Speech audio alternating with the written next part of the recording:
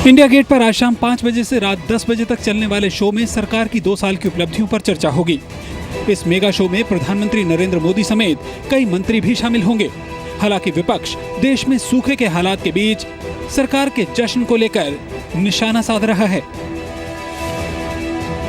Its partners in the government, notably the Shiv Sena, have not joined the celebrations.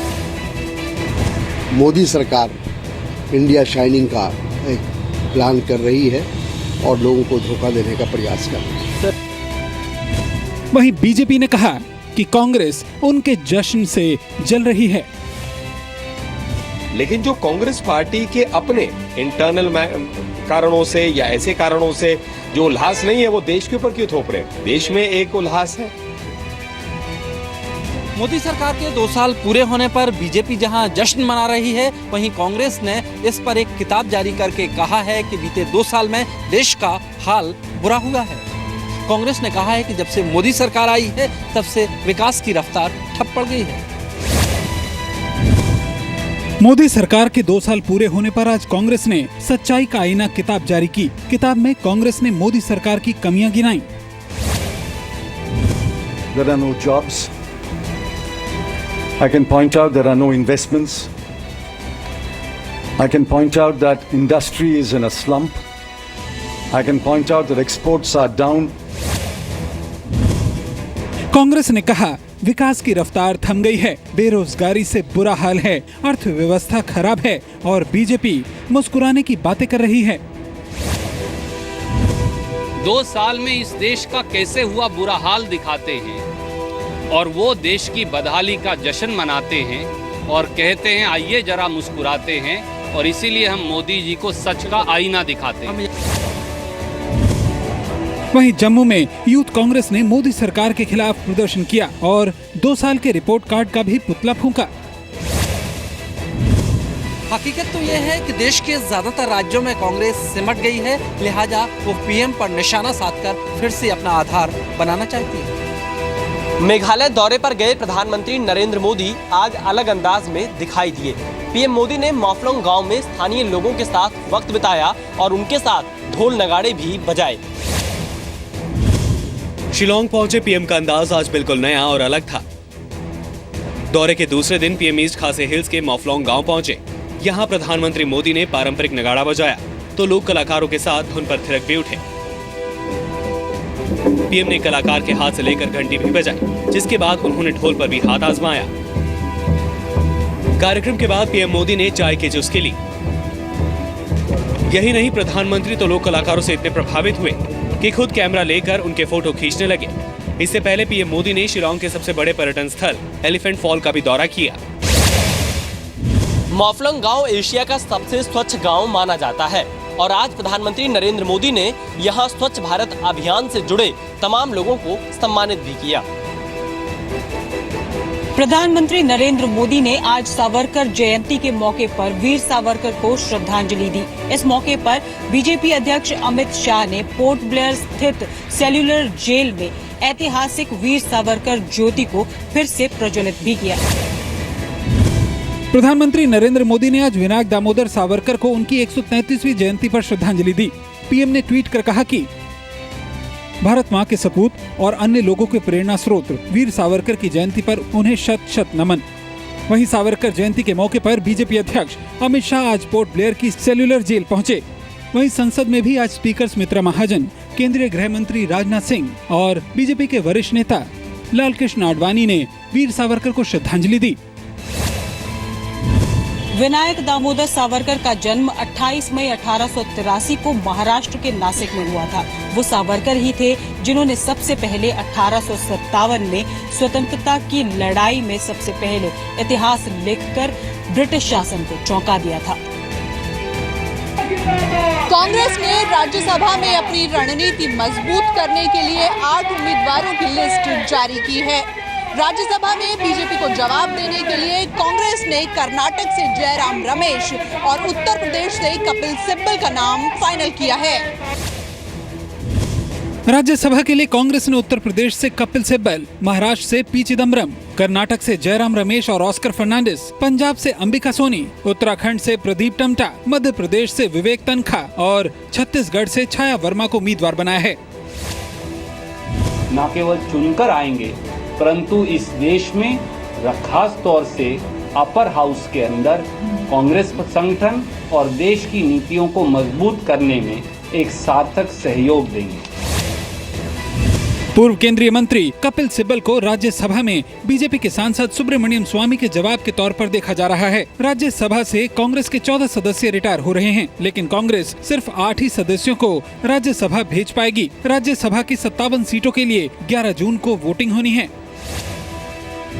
Congress ने राज्यसभा के लिए जिन उम्मीदवारों को चुना है उसमें से ज्यादातर वकील हैं, यानी साफ है कांग्रेस सरकार से बहस के मामले में किसी भी कीमत पर कमजोर नहीं होना चाहती। दिल्ली पुलिस की मुस्तैदी और होशियारी ने राजधानी में निर्भया जैसी दरिंदगी का शिकार होने से एक लड़की को बचा लिया। पुलिस ने करीब 6 किलोमीटर तक आरोपियों का पीछा करके इस लड़की को छुड़वाया। बीती रात बुराड़ी इलाके में एक लड़के और लड़के ने कार वाले से लिफ्ट ली थी। कार में पहले से ही 3 लोग मौजूद थे। कार वालों ने चलती कार में लड़के की पिटाई की और उसे बाहर फेंक दिया, जिसके बाद लड़के ने पीसीआर वैन को खबर दी। पुलिस ने तुरंत कार्रवाई करते हुए कार का पीछा किया और वजीराबाद के पास कार को ओवरटेक करके लड़की को दरिंदगी का शिकार होने से बचाया। कर्नाटक के गांव के पंचायत अध्यक्ष को पुलिस ने महिला के साथ रेप करने की कोशिश के आरोप में गिरफ्तार किया है। पीड़ित महिला आरोपी नेता के दफ्तर में ही काम करती है। पूरी वारदात सीसीटीवी में रिकॉर्ड हो गई है। वारदात कर्नाटक के केस्तूर गांव की है, जहां इस सीसीटीवी फुटेज में जनता दल सेक्युलर से जुड़े पंचायत अध्यक्ष चंद्रहास अपने ही दफ्तर में काम करने वाली महिला के साथ जबरदस्ती करते और मौके का फायदा उठाने की कोशिश करते देखे जा सकते हैं। पुलिस ने पीड़िता की शिकायत और सीसीटीवी फुटेज के आधार पर आरोपी नेता को गिरफ्तार कर लिया है। वहीं कर्नाटक बीजेपी की महिला इकाई ने आरोपी चंद्रहास के खिलाफ कड़ी कार्रवाई की मांग की है। But as a BJP Mahila Morcha president, I would strongly condemn this incident, strongly, and I urge the SP to take strict action. Bihar के नवादा में आरजेडी विधायक राजवल्लभ यादव के भतीजे पर गुंडागर्दी का आरोप लगा है। पंचायत चुनाव में वोट नहीं देने पर आरजेडी नेता के भतीजे ने गांव वालों के साथ मारपीट की है। विवाद 22 मई को शुरू हुआ था, जब पथरा इंग्लिश गांव के लोगों ने पंचायत चुनाव में वोट नहीं दिया तो विधायक के भतीजे अशोक यादव और उसके समर्थकों ने गांव वालों के घरों में घुसकर मारपीट की। आरोप है कि 23 मई को विधायक के समर्थकों ने सभी घरों का बिजली कनेक्शन काट दिया और फिर मारपीट, लूटपाट और छेड़खानी की। तो हमरा तो जो है खटी वापस उतर गयो, ओकरे पर से तीर के मारल को खड़ा देख ई बाछा से आवा ढेलवा रोड़ा से मारल को पिठिया। हिंसक झड़प के बाद तनावपूर्ण हालात से निपटने के लिए पुलिस की टीमें तैनात की गई हैं। वहीं केंद्रीय मंत्री गिरिराज सिंह हालात का जायजा लेने के लिए कल नवादा जाएंगे। जम्मू कश्मीर की मुख्यमंत्री महबूबा मुफ्ती ने आज विधानसभा में बोलते हुए कहा कि कश्मीरी पंडितों को बाइज्जत वापस लाया जाएगा। वहीं महबूबा ने यह भी साफ कर दिया कि राज्य में सैनिक कॉलोनी बनाने के लिए अभी कोई जमीन नहीं मिली है। विधानसभा में बोलते हुए महबूबा मुफ्ती ने आज दोहराया कि कश्मीरी पंडितों को वापस लाने के लिए उनकी सरकार प्रयासरत है। महबूबा मुफ्ती ने आज अपने स्वर्गीय पिता और पूर्व सीएम मुफ्ती मोहम्मद सईद को भी याद किया। वहीं विरोध के बीच अपने भाषण में महबूबा ने बताया कि राज्य में सैनिक कॉलोनी बनाने के लिए अभी कोई जगह नहीं मिली है।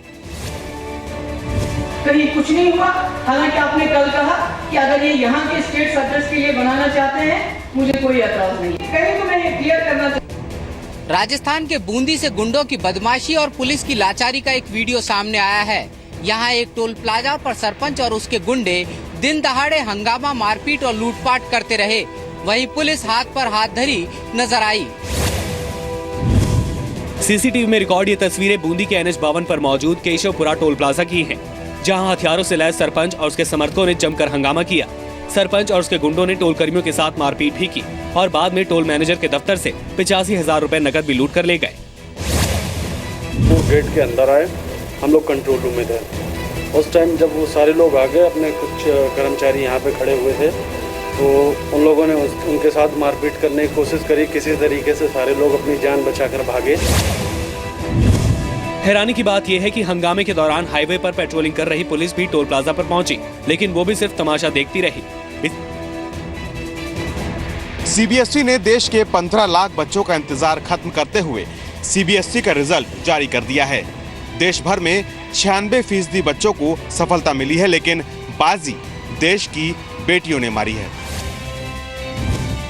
सीबीएसई बोर्ड के 10वीं के नतीजों में इस बार लड़कियों और लड़कों के बीच मुकाबला बराबरी का रहा, लेकिन लड़कियां फिर भी आगे निकल गईं।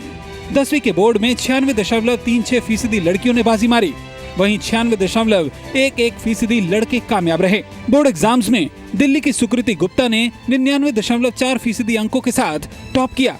वहीं कश्मीरी पंडितों के मुद्दे पर आज बॉलीवुड एक्ट्रेस नसीरुद्दीन शाह और अनुपम खेर आमने सामने आ गए।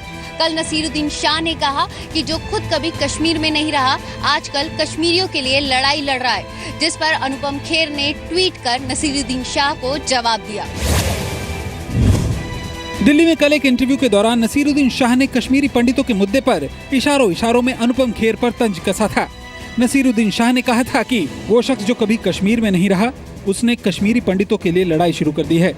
अचानक वो एक विस्थापित नागरिक हो गया है।